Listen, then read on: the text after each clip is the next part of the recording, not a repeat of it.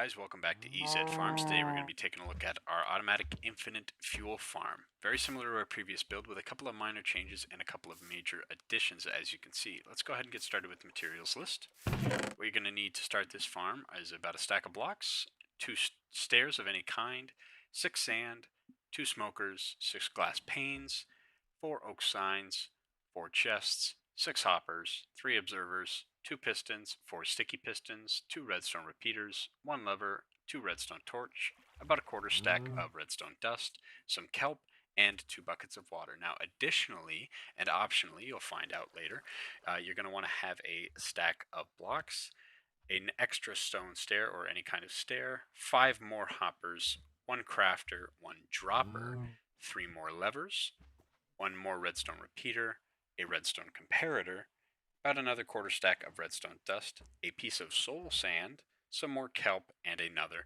bucket of water. So let's go ahead and get right into the build. Okay guys, let's go ahead and get started. We're going to get started off here with a few of our redstone components, as well as some solid blocks and a couple of sticky pistons. Now, first things first, you're going to want to build this farm close to where you're going to be living or spending a lot of time, because you'll need to be close by in order for it to run properly. So we'll start by digging out a 2x2 hole, and we're going to make that 2 deep, as well as add an extra block off the side like so. Then we're going to want to take 2 of our sticky pistons, go ahead and place them at the front of the hole facing upwards just like so. We're going to want to run a bit of redstone behind these, up this block and across to this block like so. We're going to want to place down a redstone repeater facing into that redstone we just placed. We're then going to take some solid blocks, placing one just behind the repeater like this, place one on top, one on the back, one on the front, and then we can go ahead and break that middle block just like this. We're then going to want to take our second repeater and place it facing the backward block just like this. We're going to want to make sure that both of those repeaters are set 1 tick back, so in the second position, just like that.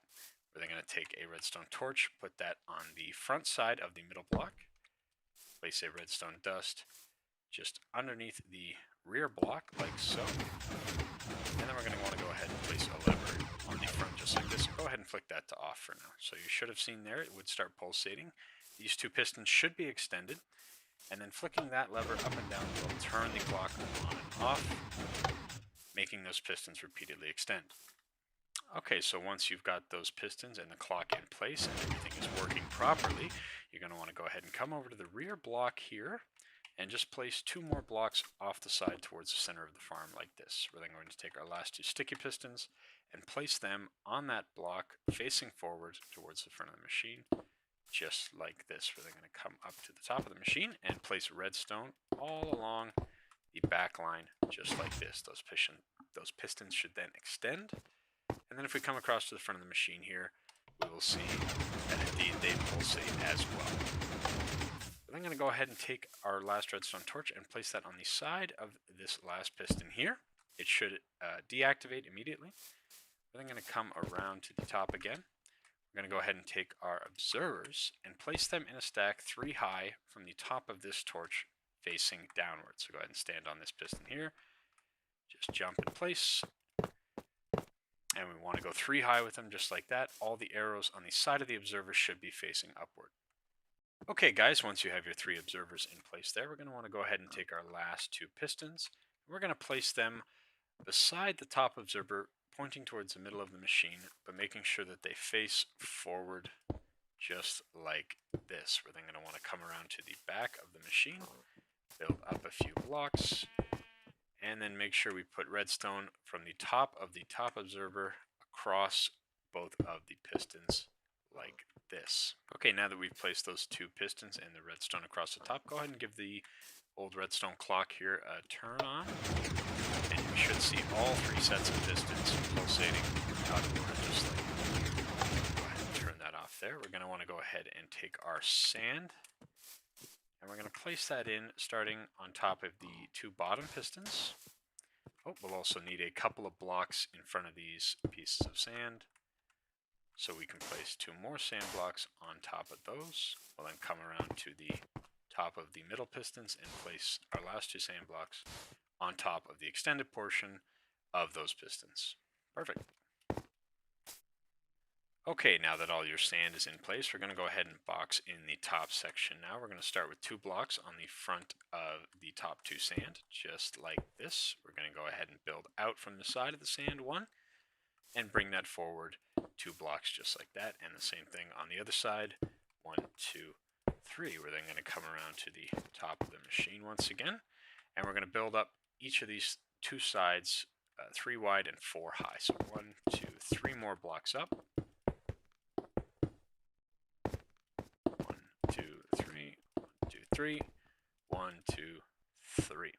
Okay, then we're going to want to go ahead and take our stairs, and we'll put them on the top corner block next to these pistons, but making sure they face downward. So we can point at the top right corner of the block like this, and they will face downward towards the machine. We also want to put a couple of blocks on the back observer here underneath these 2 pistons to close this in here. Okay, then we're going to want to take our glass panes and our signs.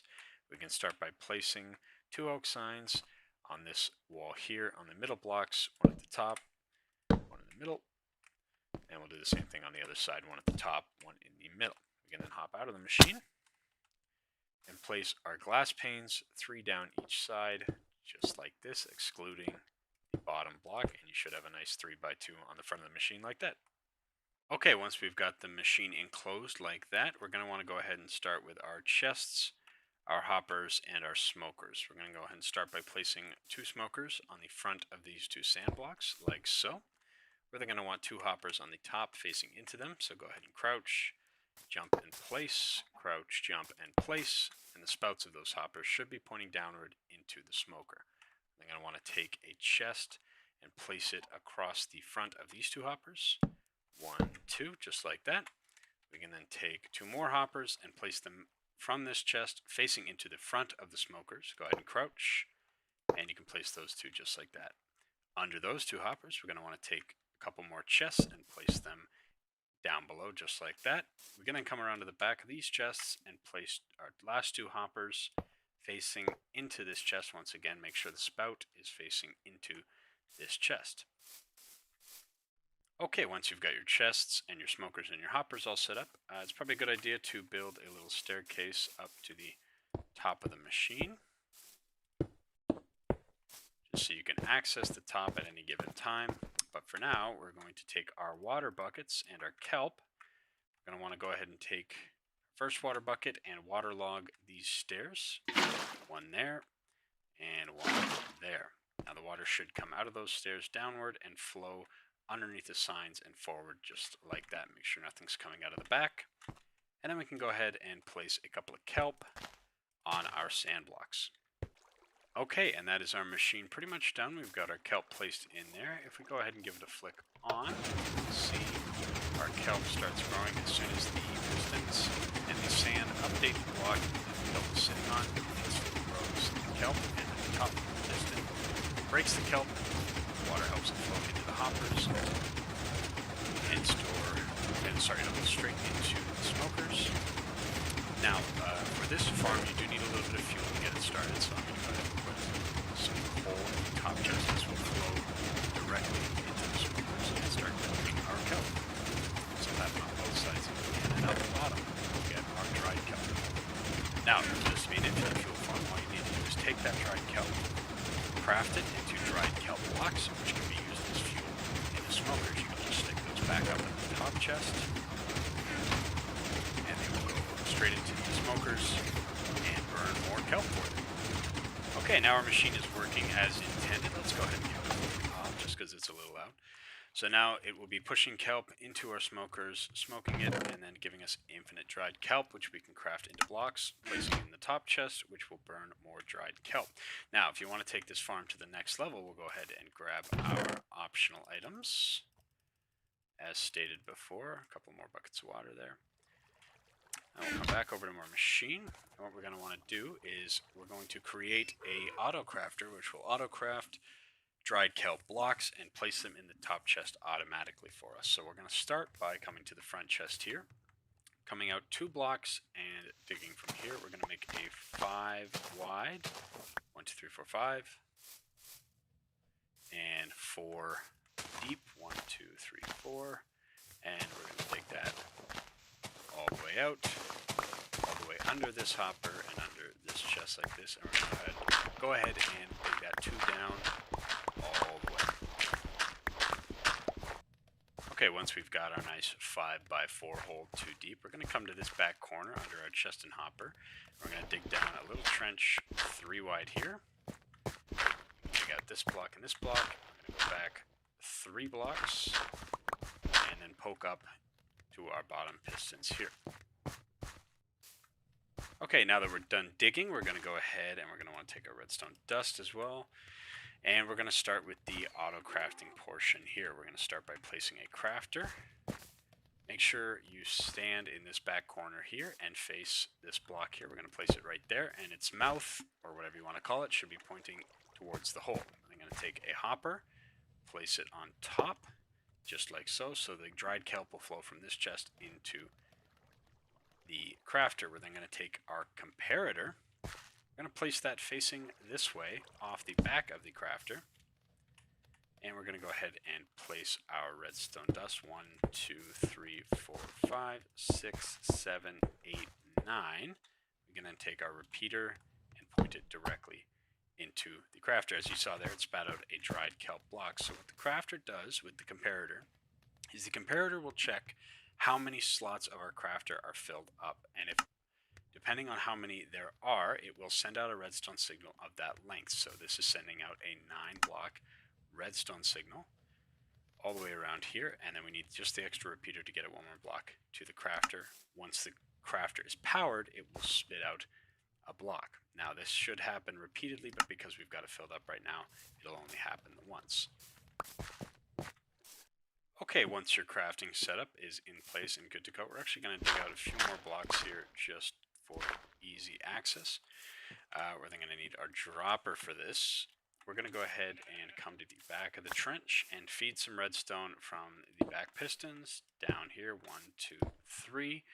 And then in this gap here, we're going to place our dropper. You're just going to want to stand above the block and place it facing downwards just like that. Okay, great. Then we're going to go ahead and place a hopper here facing into the dropper. Go ahead and make sure the spout is facing into the dropper. We're going to place another one pointing into that hopper. And finally, a third one. Might need to take out a couple more blocks here. A third one facing into that hopper. Okay, we can go ahead and replace this dirt. Okay, excellent. So we should have 3 droppers all facing into each other and into this dropper. Sorry, 3 hoppers into this dropper. Our redstone coming around the back just like this. And our crafting setup in place. Okay, once all the redstone components are in place down here, we're going to go ahead and start blocking in a little bit. We're going to cover up on top of our redstone back here. We can bring that out just like so. Now it's important you place a dirt block just off of this dropper here like so. I'll explain why in a little bit. We also need to place one on top of this hopper here, and we can bring that one more higher. We also would be a good idea for us to block in the area in which the crafter will spit out the blocks. So we can go ahead and close in each block here with the exception of the one right in front of the crafter. Close all that in, and then we can go ahead and close up this entire hole.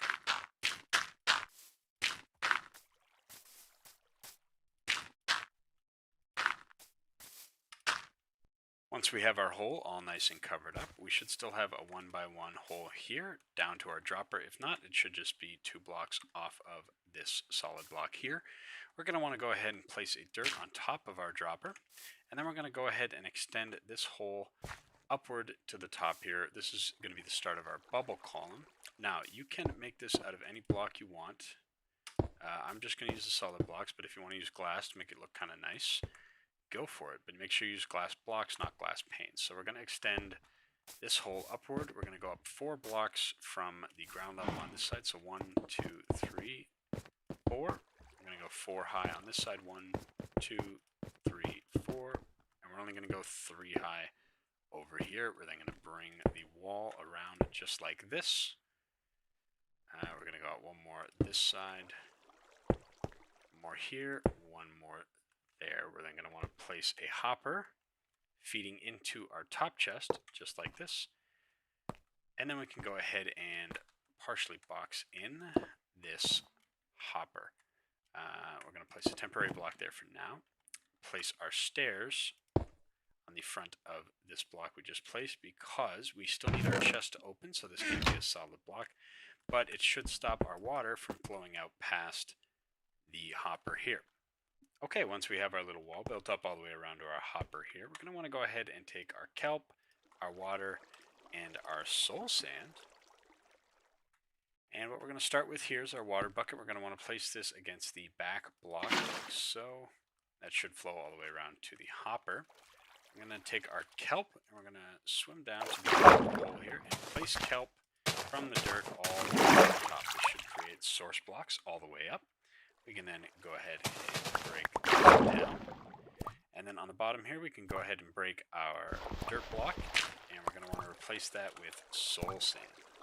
It should shoot you right out the top, and what we've done there is created our bubble column. This will lift the items out of the dropper, straight up the bubble column, and have them flow into this hopper here. We can then go ahead and close off the top like so, and that is our water column done.